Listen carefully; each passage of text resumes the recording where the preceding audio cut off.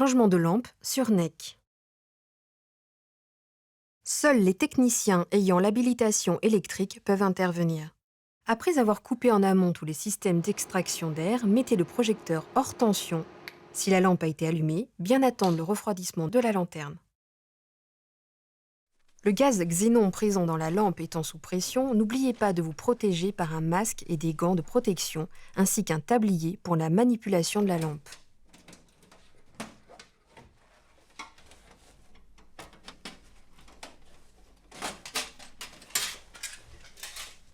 Enlevez le filtre catathermique à l'aide de la clé de 17. Desserrez la tresse, puis à l'aide de la clé hexagonale de 3, desserrez le culot arrière.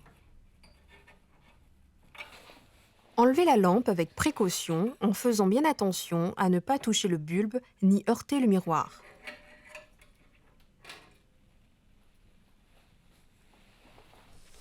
Rangez la lampe dans son étui de sécurité. Récupérez l'adaptateur s'il est présent. Placez si besoin l'adaptateur sur le culot de la cathode. Modifiez si besoin la position.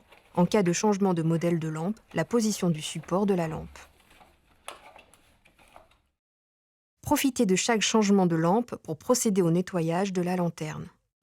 Sortez la lampe de son étui de protection et manipulez-la avec précaution en faisant attention à ne pas toucher le bulbe ni heurter le miroir.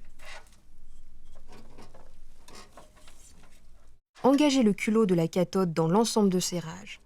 Serrez bien la bride de broche de la cathode ainsi que la tresse de l'anode. Faites un nœud avec celle-ci en cas de besoin pour éviter tout contact avec le châssis.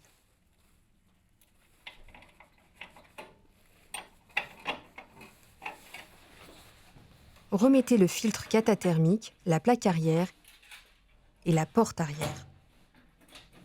Mettez sous tension le projecteur et connectez votre ordinateur à celui-ci en utilisant le logiciel Digital Cinema Communicator. Pour information, il faut rester en mode stand-by pour indiquer au projecteur le changement de la lampe. Allez dans l'onglet Lampe, puis Informations, afin de noter la durée d'utilisation de l'ancien xénon. Vous pouvez noter sur la boîte de l'ancienne lampe le nombre d'heures d'utilisation et le temps restant. Allez dans l'onglet Setup, sélectionnez New Bulb, Entry List. Par défaut, il vous est proposé le modèle précédent. Si besoin, créez une nouvelle référence via Edit et renseignez. Dans les deux cas, faites Select et Valider.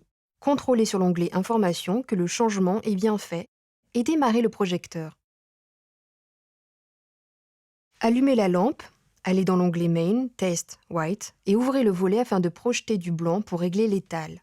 Afin d'obtenir la valeur du capteur en sortie d'intégrateur, lampe, setup, bulb alignement, average étant la valeur actuelle. Vérifiez à l'œil sur l'écran. À l'aide de la clé hexagonale de 5, procédez au réglage sur les trois plans X, Y, Z afin d'obtenir le picole le plus élevé et réajuster en observant l'étal si nécessaire.